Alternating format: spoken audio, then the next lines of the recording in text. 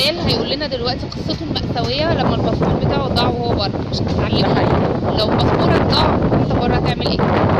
هي الفكرة بس ان انا باسبوري كان ضايع، وانا كنت حاجز 7 دول، وكنت رايح كرواتيا بقى وكده وبتاع، وهنتفسح في اوروبا اخيرا وشهرين ومعايا فيزا كبيرة وفرحان قوي.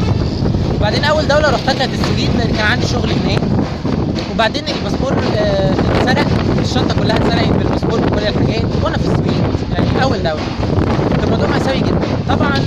كل الناس قالت لي ما تخافش ما تقلقش، انت هتروح السفارة بتاعت المصرية العظيمة في السويد، هتطلع حاجة اسمها temporary passport او باسبور مؤقت، يعني بيبقى لمدة 3 شهور انت بتسافر بيه، والاول لما بتوصل بلدك بيبقى خلاص ده ما ينفعش ان انت اصلا تستخدمه تاني، بيبقى خلاص باظ يعني، وتطلع واحد تاني بقى لان ده مؤقت.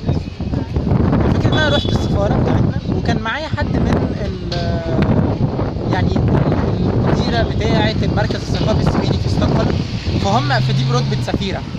فاول لما شافوها بقى يلا خلص الورق للباشا، خلص الورق للباشا، وعملوا لي الورق غلط في الحقيقه. يعني هم المفروض كانوا يكلموا الجوازات هنا عشان يتاكدوا اولا ان انا مصري، ثانيا ان انا خرجت من البلد بشكل شرعي ما هربتش يعني بمواعيد رسميه وما الى ذلك. هم ما عملوش كده، ادوني الباسبور، ادوني الورقه عاديه. الفكره في حاجه بقى، انا لما دخلت السفاره، دخلت مبنى السفاره عندنا في ستوكهولم، قلت لهم عايز اطلع باسبور مؤقت، قالوا لي ما عندناش. قلت لهم يعني ايه ما عندناش؟ كل دول العالم كل السفارات عندها تمبراي، ليبيا عندها في السفارات بتاعتها تمبراي باسبور عادي يعني. قال لك لا اصل احنا ما فيش مصريين كتير في السويد، فاحنا ما عندناش المكنه اللي بتطبع الباسبورات، فدي غاليه فاحنا ما جبناهاش. في دول تانية فيها زي ايطاليا مثلا. الفكره ان انا مش هينفع اروح ايطاليا يعني، مش هسافر ازاي انا اصلا معيش باسبور. فادوني ورقه كده عملوها غلط بقى، اللي هو خلص الورق للباشا والاداء ده، فعملوا ورقه غلط كان فيها اخطاء املائيه كتير وما رجعوش للجوازات هنا. فانا خدت الورقه دي ونزلت بيها المطار بتاع مصر بعدها باسبوعين كده ولا حاجه، وقلت لهم ان انا باسبوري اتسرق وبتاع. حجزوني في المطار قالوا لي ان انت مش مصري، وان الورقه دي مزوره، لان احنا ما عندناش اي فكره عن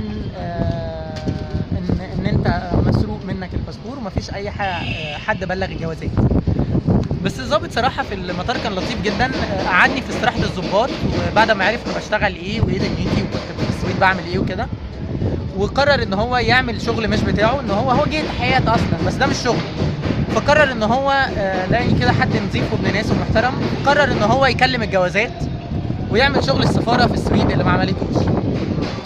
وفضلت محجوز في المطار 5 ساعات عقبال ما خلص هو بقى الاستعلامات بتاعته ومش عارف ايه، واداني ورقه قال لي خلص الباسبور بتاعك من الجوازات بتاعتك من اسكندريه وخلاص. وعملت كده، طلعت.